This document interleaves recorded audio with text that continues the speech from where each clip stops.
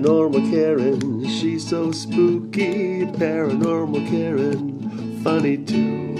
Paranormal Karen, she's so spooky. Oh, and did I mention she's funny too? Yeah, cha-cha-cha. All right, Courage is ready. I'm ready. Ladies and gentlemen, we have with us today Thomas Durant. You may have known him from another fabulous podcast. I'm not sure which one we're playing first or what order they go in. But he is demonologist, documentarian. That sounds, I don't like that word. What, documentarian? Documentarian, it sounds... Filmmaker? Well... Television producer? A maker of documentaries is better. Documentarian, it sounds like a librarian. The librarians are cool, right? Well, yeah, I'm not against librarians, but Sounds like you are. I've already alienated some of my crowd. the most podcasting people in the world. Are they librarians? I don't know. I'm making that up. But anyways, so this episode very special because we are, like I said, Tom is a demonologist. He is one of my go-to guys. I told you in the first episode I'm going to have. There's like 5 people that you're going to hear me refer to, that you're going to hear back on the show, that this is, he is a great influence in my life. And hopefully. Yeah, hopefully. And also introduced me to the restaurant Hugo's. How bad could that be? That's true. But today, this episode, very special because I get so many clients that call me that are either empaths and don't realize it or have boundary issues or have intuition or stuff not working, and it's like other people's energy is really clouding them. And so today we are talking about spiritual protection. Which, remember, when you have spirit interaction with one person, you're having spirit interaction with that other person. So that means trying I've to make gotten a around joke. them. My God. Yes. I want to get checked for spiritual VD then. Right. So, where to even begin? I don't know where I got this from. Could be anyone. Yeah, God, so many people. I mean, just being at work. That's right. We should start with the workplace. Oh, people are going to love this. Hit it. Yeah. Okay, so you're in, you're in the workplace, and you gotta.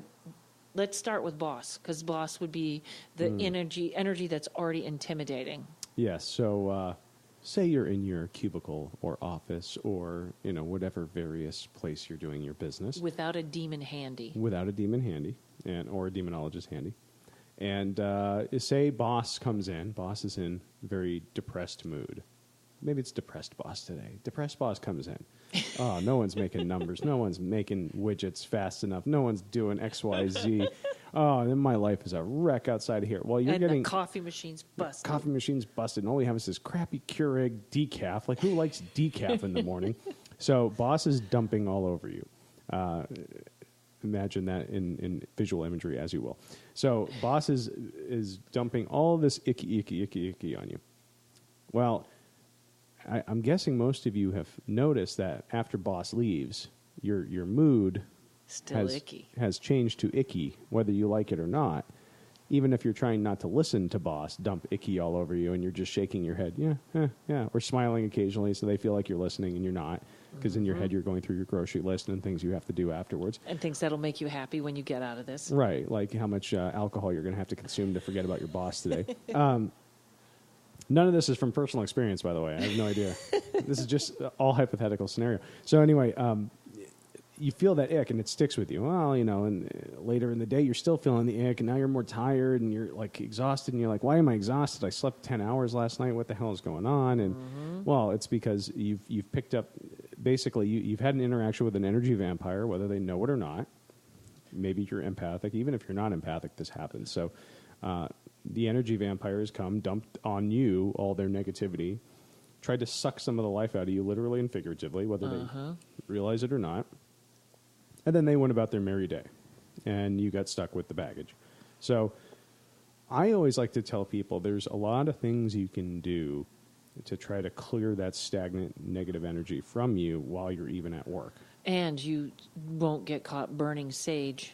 That's a tip-off. When he might notice if you're burning sage every time he leaves the room. There was a time when I Not sage. I'd go for the more heavy-duty dragon's blood. Oh, the dragon's blood. See, I we have to literally find that because I can't find that anymore. I was literally burning sticks of dragon's blood resin on a daily basis for a while just to try to clear out some of the junk. Wow. Or I would do jasmine because jasmine was also good.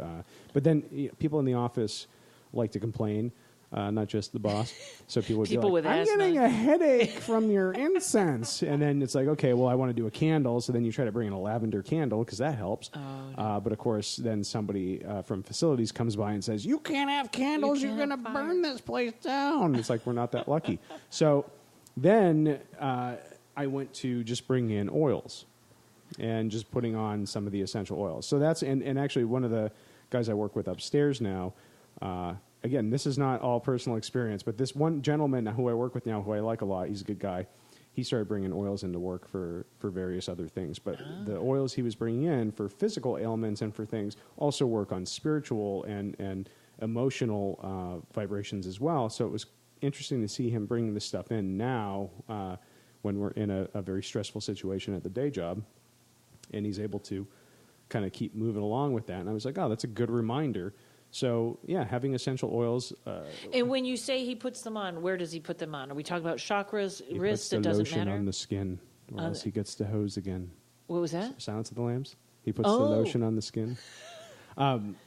He'll actually just put it. I think he just puts it on his hands and his wrists. And So it's kind of an experience that's just smelling it, and yeah, he doesn't realize he thinks he's doing it for health benefits because it's also good for the immune system boosting. Oh yeah. And so he's doing it for that, but or like I think he even has one that's an ingestible. I'm not 100% sure, but for me, what I would do is, oh hi Courage. Courage is pushed up against Tommy. Well, he's looking for love in Something. all the wrong places. Oh, now he moved over to me. Because Okay, he doesn't so like you're me. done. He doesn't like me. He does like you. You just got away with more than most people Oh, with that's the good. boss. That's good. The boss is watching now. I'm Talking about and the he boss. was not the boss I was talking about, by the way. That's not you. Yeah. So I like wearing the oils because it helps to get it to seep into your body. Because things like lavender do have an actual physical calming effect, helping lower your breathing rate and your heart rate. So, or slow your breathing, lower your heart rate, lower blood pressure a little bit. So I will oftentimes use lavender in the workplace because it's just very easy. It still smells nice, and you don't have to burn it. You can just put it on. Same with you can do frankincense. Frankincense is the all Every go-to, morning, right? Every morning I put it on, although I'm all out. So, honey, Jen, if you're Can you listening, send me can you some? send me some frankincense while it's still running? Yeah, but frankincense, it's expensive to get the good stuff, but that stuff is worth every penny because they're finding it has a lot of physically good health benefits as well. They're doing a lot of research with frankincense right now, and myrrh, in all honesty. The mix of the two is great, but straight frankincense is one of my go-tos. So every morning you put it, and like I said, it's wherever they prefer, because I put it on my skin, Yeah, my face. I put it on, I would usually put it on my temples and on the back of my neck because, again, as a Demonologist? malevolent Yeah. spirit consultant, or demonologist, as people would like to say, one of your possession points is the back of your neck, where your neck and shoulder blades and your head meet down in that area. So I always anoint myself there with it. Interesting. I just had as a something protection scratch thing. me there, which means it was trying to. Trying to get in. Okay. So that possession point, I always try to cover that. So I'll put it there. I usually put a little on my chest in the morning, and then I put it on my temples, because the temples, it's going to get into your bloodstream and it helps. So, Get in the other words, it's circulation. helping physically and it's helping energetically. Absolutely. And so frankincense is the go-all. Now, I will often use peppermint on my stomach because it, for an upset stomach. Yeah, it's good for digestion, good for upset stomach. It's also good if you have sinus issues. Okay. So I don't suggest doing this often, but sometimes I'll take a dab or two of it and put it under my nose. Or Oh, rub it's it. so strong sometimes. Yeah, or dilute it and rub it on my sinus canals, like from the outside, like around my eyes and around the bridge of my nose. It does wonders to open that stuff up. And I take those little doTERRA beadlets all the time. Yeah. Does that oil have any protective qualities? Yeah, it's supposed to. I've never used it for protection specifically because there's so many other better options. Right, But okay. definitely for health and wellness, super good. So that's a great one to use for that. But I would definitely suggest again, the lavender copal. Copal is an awesome protection agent. It smells amazing. Copal. I've never even heard of that one. Oh, copal is so good. Okay. So good. My favorite is black copal or black Mayan copal. Oh. The reason being is it's got a little bit of a pine residue with it too, so it's very grounding as well as uplifting and protective, and just helps to center and balance the energies. So that's a good one, especially in the office if you're dealing with less undesirable people around you. The copal, honestly, black copal would be an awesome resin if you could get it. I've never seen black copal as a straight resin, but you could also mix copal and a little bit of fir pine tree together, and that'll do the same thing. And I've seen the fir. And for symbolism, people could put it on their third eye, just to sort of like be, Absolutely. hey, that's where... And because copal is a great psychic development tool as well. Oh, okay. Yeah. So oils, start with your oils to do that. Also, some other ones, rosemary, right? Yes, rosemary is an amazing, amazing protection oil. And it's cheap. Yeah, that one's very cheap. It's one of the cheapest because it's incredibly abundant too. When you grow rosemary, anyone who's done it knows, like those plants go wild, and you get, because I also distill my own oils occasionally. Something Dave Harvey and I started doing a while back. I bought a distillery and use it for oils. You get a lot more yield out of rosemary than you do almost anything else, because we would distill our own cedar, did a little bit of Douglas fir, and did orange, which was atrociously difficult. But orange smells great. And I have a question, because cedar is so strong, so woodsy. I love it. And I have a suggestion to people, because I saw a expensive yoga company is selling these little tiny pieces of wood, and they are calling them diffusers. In other words, you can put, the oil would be absorbed in the wood, right? And then it smells. Mm-hmm. I thought, get a clothespin. And then you can clothespin it to your desk somehow and put the oils. I mean, wouldn't That's that work? a good way to go. Yeah, you could do that. I mean, or just keep put the oil on the wood and keep that nearby. That's fine. I actually, I use cedar in my, a blend of cedar and sandalwood that I put on every morning now that I love. Well, that's a good man smell. But my experience with cedar wood is way, like, what's the other one? Geranium. Geranium's awesome. But it smells terrible. Well, it depends. Like, some people really dig it. Like, I thought it was bad. I think it smells great, but it's not a scent I want people to associate me with. Right. You know what I mean? But it's great. And it's very floral. It's very and again, geranium. It's good for clearing out less desirable energies to a degree. It's not super potent, but it is helpful. And so I was always looking at them for skincare. So I always say lavender is the backup for everything. Mm-hmm. Frankincense is the best. Rosemary, if you're going down the dollar chain, I think rosemary is like $10. Yeah. But make sure you're getting.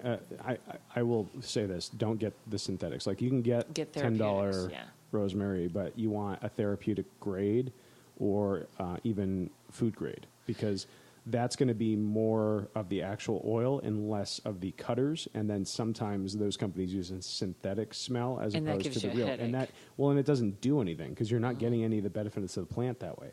If it's synthetic and you're just using, it's basically like wheat germ oil and a bunch of synthetic stuff. It's not going to do what it's intended to do. It's the vibration. I love I buy the doTERRAs from Jen, and the others I get at Rocky Mountain Oils, which I love, they just have more. They just have tons of other ones. Yeah, that's my problem with doTERRA, is it's not very diverse. Yeah, they got what they got. Again, I love what they have, and I've used Young Living as well, and they have some good stuff.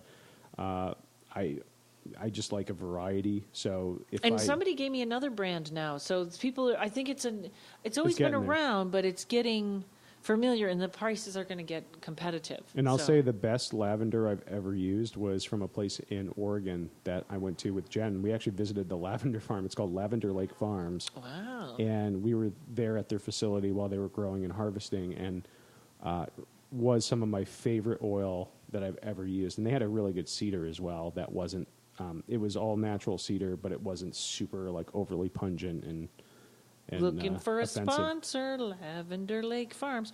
Okay. Sponsor the show. Now, yes.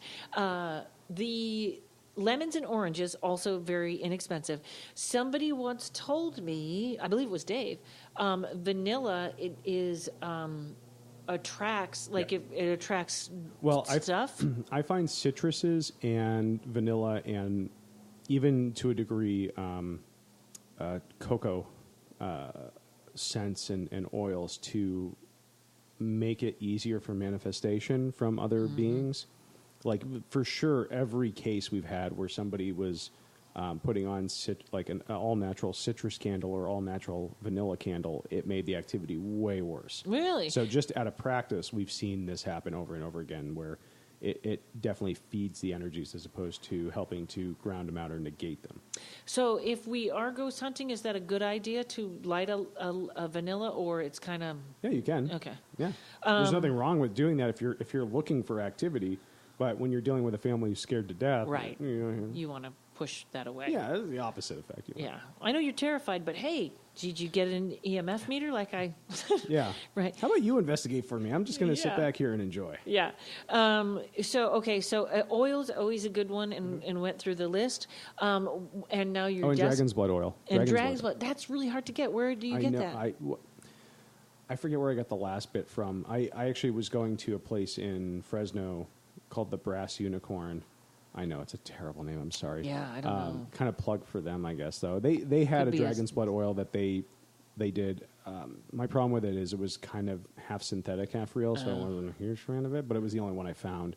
There was a great place in Ventura that used to have it, and it was all natural, but that guy went out of business because it's not like a very... Selling occult items and potions and lavender and all these lovely natural things, it's not a very lucrative business. No, and it's also, well, it used to be more specialized. I kind of feel like now the metaphysical stores are popping up everywhere, and online you should be able to find anything.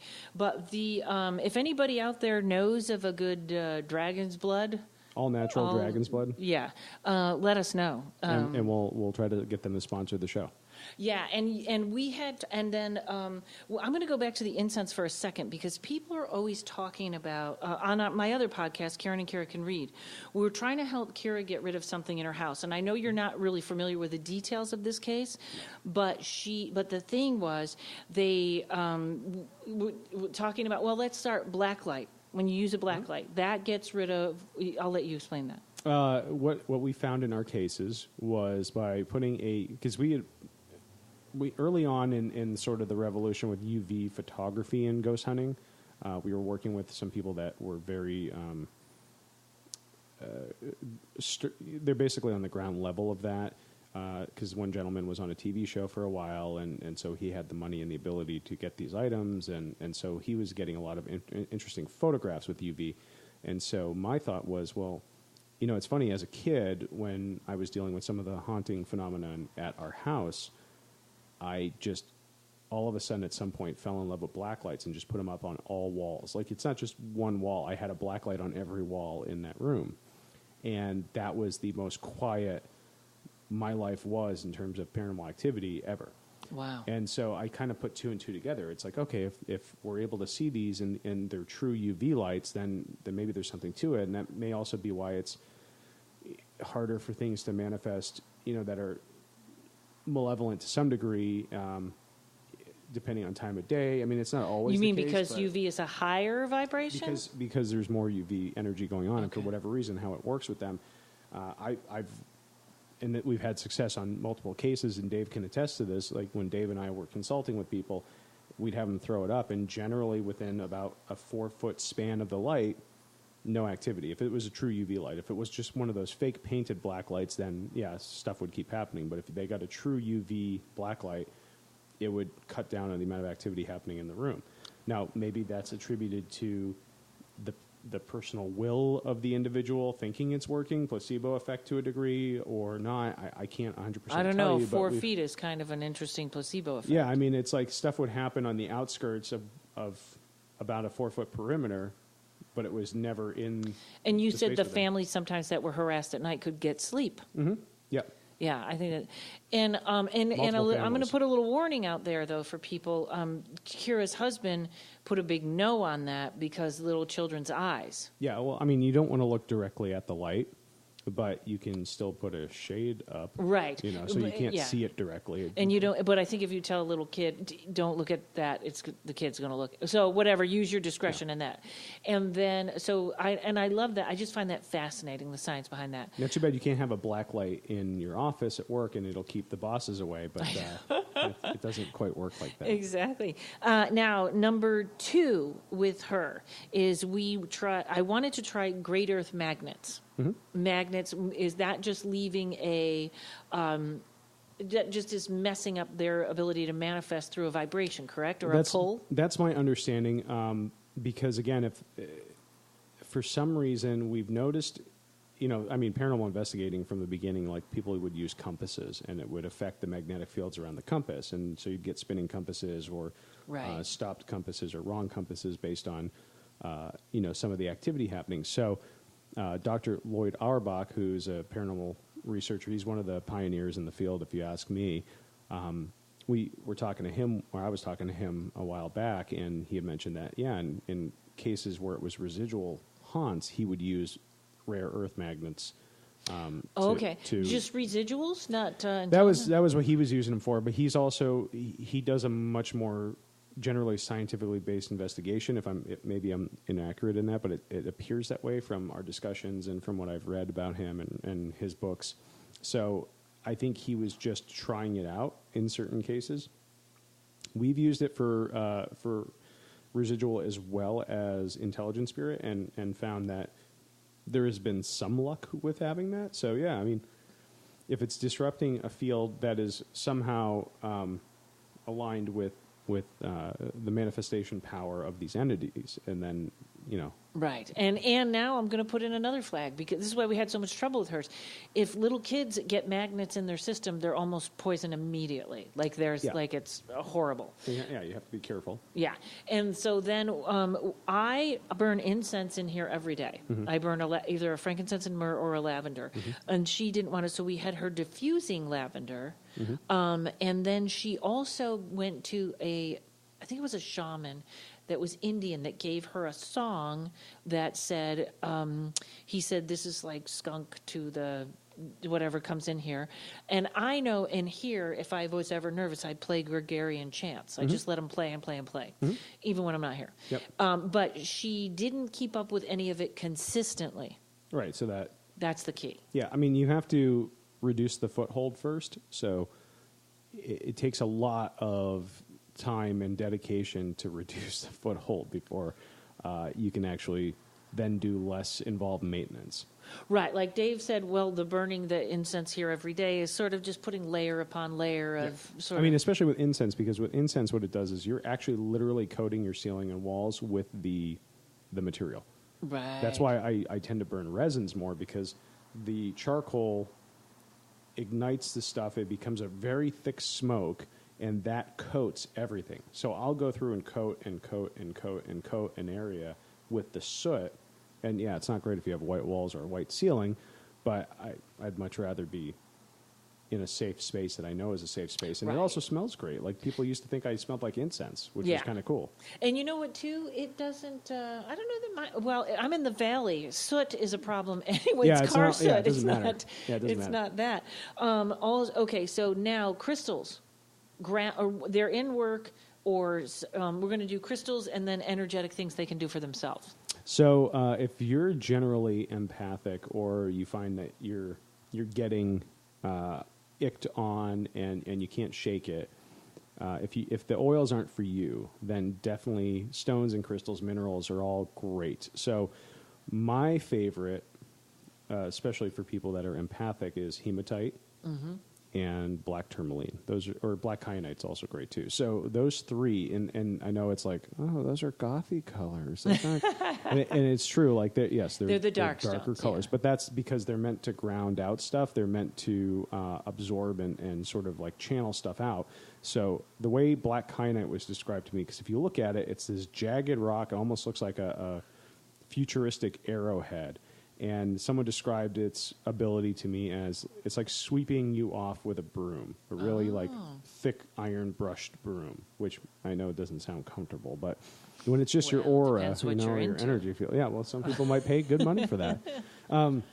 I think that just carrying the black kyanite around, for me, it's got a good protective barrier it puts around your aura, and then also just helps to clean out that gunk that people try to throw at you.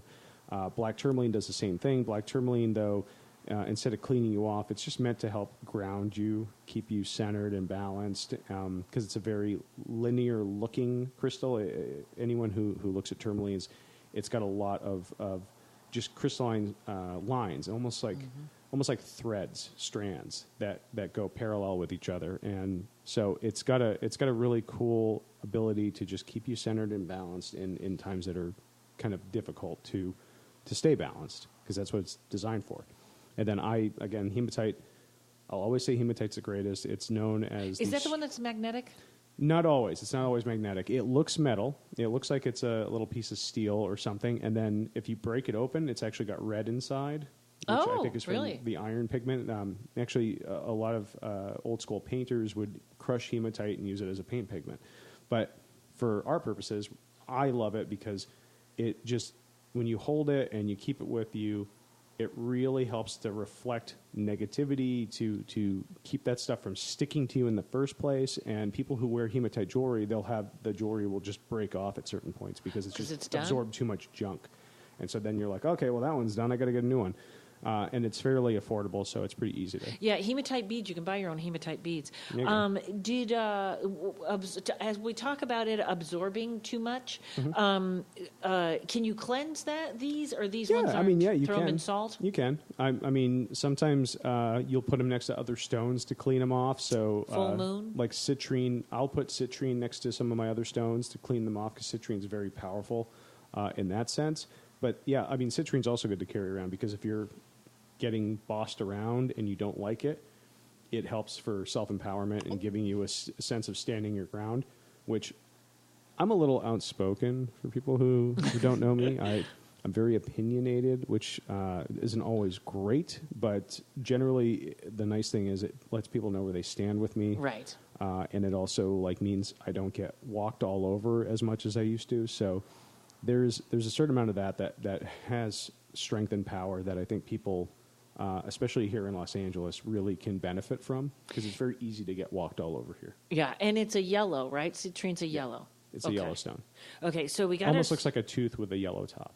Right. Okay, so we got our stones and we got our incense and you can cleanse them. Yeah. So some people do the full moon cleanse. Leave it out and just in the moon. Some stones, what I prefer is if it's a stone that's not dissolvable in water or dissolved by salt, because you do have to look out. Some of them are dissolved by salt and by water, like selenite. Yeah. You never want to put selenite in water because it'll dissolve the crystals. But putting the stones in salt or in salt water, if it's okay to do it, look it up online, or you can ask Karen and I to look into it. And that's, to me, my favorite way of cleansing. Or putting them out in the sun. Let your stones get some sunlight and put them out where they're touching ground, and it'll help them re-earth and kind of get the junk out. Right. Okay, so now, on their own personal, what they could see, the eggshell, the glass wall, whatever it takes, when say their boss is yelling at them and they're in mid-panic attack. Yes. What should they? Was there a question? I was like, I always tell them to put up mirrors to feel energetic visualizations. Mirrors. Okay, yeah. good. I totally missed that. Sorry about that. Oh, it's okay. Yeah, visualizations are great because visualizations are like spells. They're like prayers. They're like meditation. It's just a way of you to manipulate your own energy to do things for you in a positive way. And so, yeah, Karen had a great one, mirrors. I always love that. If somebody's giving me a bunch of shit, sorry, I swore again. That's okay. I just pretend there's a mirror in front of me, and I start just trying to hold my ground and pretend that I'm keeping my energy to myself and reflecting back the other person's energy, and that seems to help quite a bit. I'll also engage when somebody's yelling at me and I'm trying not to pay attention, or they're dumping their downer stuff on me and I'm trying not to pay attention too much. I try to imagine a barrier just between me and them where their energy is just melting off the barrier, and I'm making sure I'm holding on to mine, because all energy exchanges or all conversations are an energy exchange, and it goes both ways. So even when you're in a good conversation, two people's energy are going back and forth. It's The only difference is in a positive situation, it's feeding each other, which is why collaborative work with artists, like that's one of the better things that happens is that collaboration, the excitement that happens with manifesting and creation, the co-creation process really brings the energy levels up and elevates the vibration. But if it's two sad, sap, negative people together, then it's just going to bring it down. We've all seen that. We've all had friends that got into those relationships where it's like, oh, God, they're both depressing. Right, right. That is, and some people really do give you energy, and you're so aware of that. So now, it's like, I don't want to go visit this guy because every time I do, I get tired. Right. I don't want to do anything. I want to come home and get in bed. And, right, he makes me tired. Yeah. And also, I have clients where when as soon as I pick up the phone, my feet are on the ground with roots. Yep. Like that's another visualization. That's a great one. Yeah, pretend you're a tree. Pretend you're a tree, your roots are growing in. Even in yoga, when I can't balance, I figure the roots are grabbing on. And you can I always think you can figure energy is coming up from the earth or you're dumping energy in or whatever you need, but like figure claws all the way through the earth. Yeah, or like actually go out and put your bare feet on the ground or touch a tree. Like you'll often see me, if I'm stressed out, I'll be outside and just put my hand on a tree and it's like, I love you, I tree. do that all the so time. Sorry. If I do too many readings and I get, I go out and I hold on to the trees. This guy here? Yeah. We're looking at him right now. It was so funny. Once I was over here I had a shaman over here. There was a little ayahuasca going on. And in the middle of the conversation, she just stops and looks and goes, "Your trees are so nosy."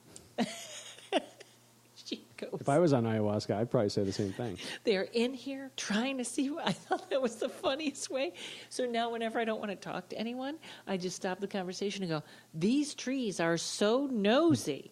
Keep your voice down." Let's just not talk about this. I know, well, this guy right here, he's like, he could see him, but the poor short guy next to him, I know. He's like, I can't quite see what's going on in there. They trimmed him down. That's not fair. Oh, man. Yeah. That's just mean. I know. I love trees. But that is a good one. You can really, that is one that I honestly can say I feel the most. When I put my hand on a tree, I really feel like something shifts incredibly. Or go take a walk. One of the things. And say hi to the trees. One of the things at our office that happens a lot is when we get stressed out, everyone on our team will just be like, F this, we're going outside, and you just go take a walk around the block and just be in nature. It helps. And there's two more things that I want to get to here. When you're doing this, it's building up. In other words, you don't have to be like, oh my God, every time I see my boss, I have to think about putting up a mirror and blah, blah, blah, blah. I would until it becomes a daily routine. Part of what I used, sorry, I feel bad for your engineer because I'm popping the mic a lot with my P's. Oh, that's all right. So one of the things I did for a long time with my spiritual protection was I would wake up first thing in the morning and put up. That's still the Daily the Mirror. Yeah. Oh. But I just keep. Isn't hearing, that a newspaper, the Daily Mirror? The Daily Mirror. Yes, the Daily Mirror. No. Anyway, I don't know why it was an old timey news voice either. I know. It was. Welcome to the Daily Mirror. Newspaper. Anyway, so Joey's got your paper for you. We got your paper. Come on, Joey, 5 cents. And so I'd always every morning wake up, put my protection up, various types of protection visualization process that I would do, and then I'd go about my day. And then at night, I would do it again before bed. And I did that for years. And it just becomes habit. It becomes habit. Then at a certain point, you unconsciously are doing it. And like you go through the visualizations really close just before you go to sleep. Or right when you wake up, you're like, da-da-da-da-da. All right. And it makes it easier because then you're starting and ending your day with a practice that's like a meditation, but is meant to just serve in keeping you protected from other people's junk or from other energies. Right. And cutting cords. I do this at the end of the day, and I don't do this nearly enough, but it is a brilliant idea. So I'll let you explain it. I'm going to end on brilliant and step out at that high note because I know then I'll say something stupid. It only goes down from there. So again, when I was talking earlier about people having conversations, like every conversation is an energy exchange, and there's I don't know what the best way that I can describe it visually to me is. It's like someone throws a rope to another person, and then they throw that rope back, and then you throw it back, and you throw it back, and like at some point, like there's a tangle of ropes there, and then it's like you go talk to another person. While those other ropes are still attached, you're talking to this other person, then you're throwing that rope back to them, and they're throwing it back to you, and then back to them, and back to you, And so then it becomes like this web of like, it's like your Christmas lights when you finally take them out of storage after, you know, you're, oh, great, I can't wait to put these Christmas lights. And every time you see them, you're like, oh, God bless it, it's such a mess. So like our lives become like that. And so what you can do is learn to cut those cords. And everybody has their own way of doing this. Like some people... Giant scissors, just cutting these yarn threads and taking them out. Some people like to picture the sword of Michael the Archangel, Michael, coming in and just sawing that off. Some people, you know, like the quick and easy guillotine solution. It's a little French Revolution for me, but that's fine. You know, whatever goes. So, I mean, your visualization is going to be different. Some people actually like to picture the threads burning off, which I honestly like that because in my sort of like magical practices on the side, burning is a sense of releasing. So you burn something to release that energy anyway. So it makes sense to me that you burn the cords or burn the yarn and it goes away and it releases it. And also, and just a side note, I'm a bath person. I like a bath, and I do salt in the bath. Yeah, and that's, I mean, we oftentimes will tell clients that are under oppression or have serious infestation in their home of activity that they should take a bath with like Himalayan salt specifically. I really like. You could do Epsom salt. That's fine. You can do Epsom 99-cent store salt. Yeah. I mean, salt is just a good purifier. It's universally a purifier. So a little bit of salt, maybe some lavender or some rose. Rose is also super protective, but also very cleansing. So doing a little bit of rose in that or rose water in that, totally helpful. And it, you know, the visualization process of bathing in a bath is good because it's like all this junk is in the water, it's getting taken off of you, and then you open the drain and it flows out. So there's the metaphorical as well as the physical, you know, cleansing that is happening there. And Trader Joe's has a great scrub. That's and you know what? I really feel like this podcast sponsored by Trader Joe's. I had an acupuncturist tell me when you scrub like that, you literally your ethereal aura comes to the surface more, and it gets rid of viruses, and you can get well from that. And the last thing, because I know we're almost out of on this card, we're almost done, but two more things. Somebody did a guided meditation with me, and they would say, pull your cords back in, and it felt, that felt uncomfortable to me. So I figured that's just not my thing. But she was always taking back your energy, right? Yeah, I mean, it's what visualize works for you. Yeah, it's whatever's going to work better for you. Because like, look, you can send stuff out there and then call it back to you. I think as a practicer of ritual magic to some degree, there is some value to that. But at the same time, if you understand that your energy's originally from source anyway, it doesn't really matter. You may as well just send it back to source to get recycled. And either way, whatever. But some people may like that. You. I mean, if you want to be like, no, give me my cord back.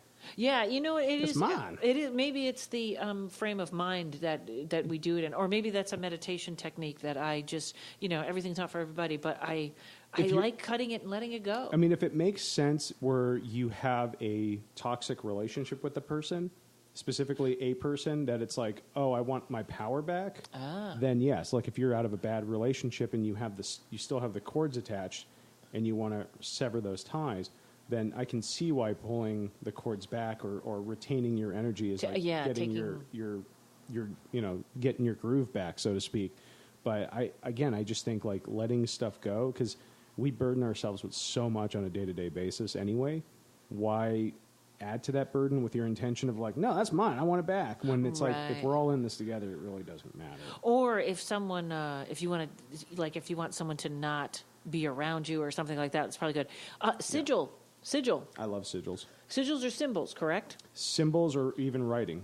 A sigil is essentially the art of creating a visual element or a physical element that has a divine purpose for you. So anything from like, wax tablet conjuring sigils that are made of wax and have inscriptions to conjure certain beings, to I want to never see this person again, so I write the sentence over and over again, I never want to see this person again, never want to see this person again, unless it's for my higher good, and then you burn that and release that energy. A lot of times with families that are undergoing a spiritual attack, I will have them write both what they want and what they don't want. So it's there on paper. I have them focus on it, do prayers and meditation on it for some time, anoint it sometimes with oils, and then have them burn it. And could a sigil be like the Eye of Horus, the symbol of Yeah, the absolutely. eye? And that I mean, it actually, could be. it's It's iconography. I mean, it's not.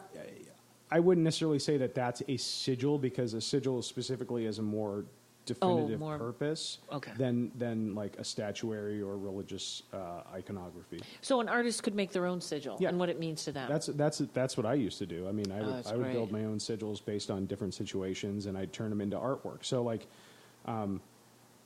what's a good example? There's so many books out there. Like you'll see sigils in the Clavica Salomonis, the Key of Solomon, or in the Arbatel. Lost me. Yeah, no, I'm just kidding.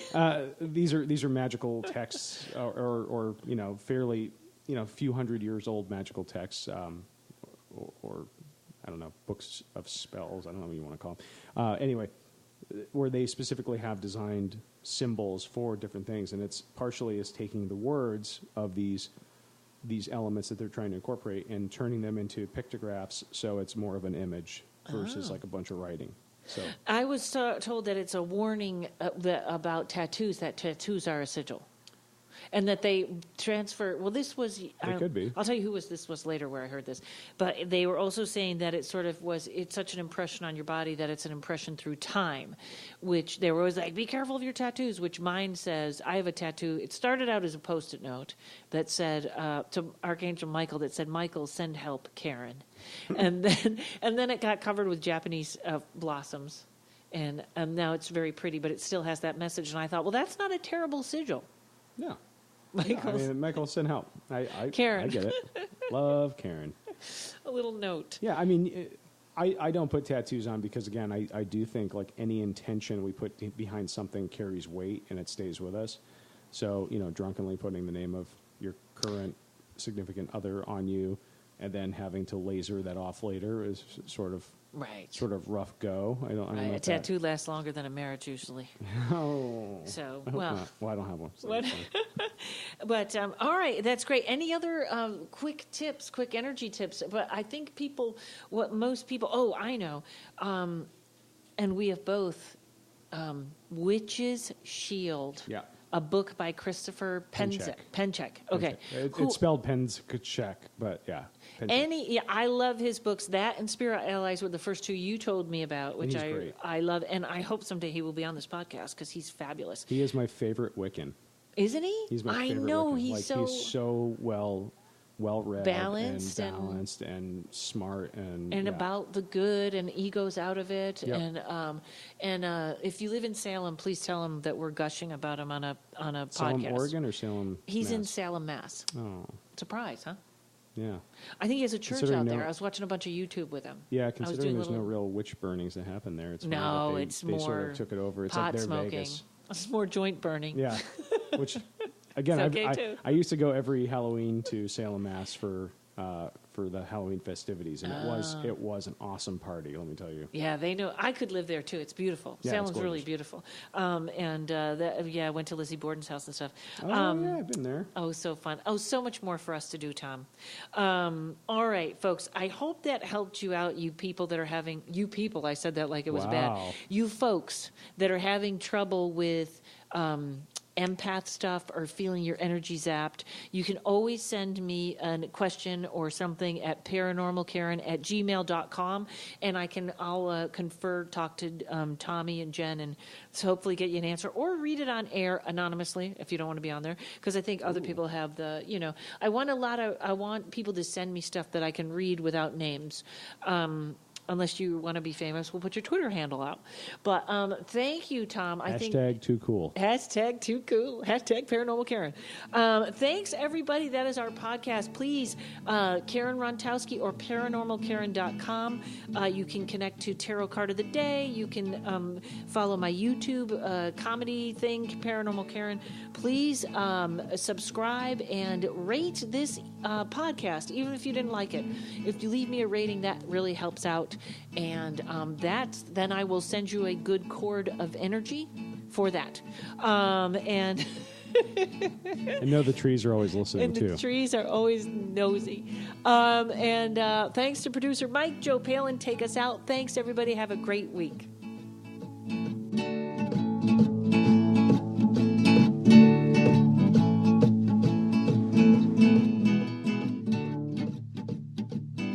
People always ask me where I get my crystals and beautiful gemstone jewelry, and I tell them I go right to GaiaSpirits.com.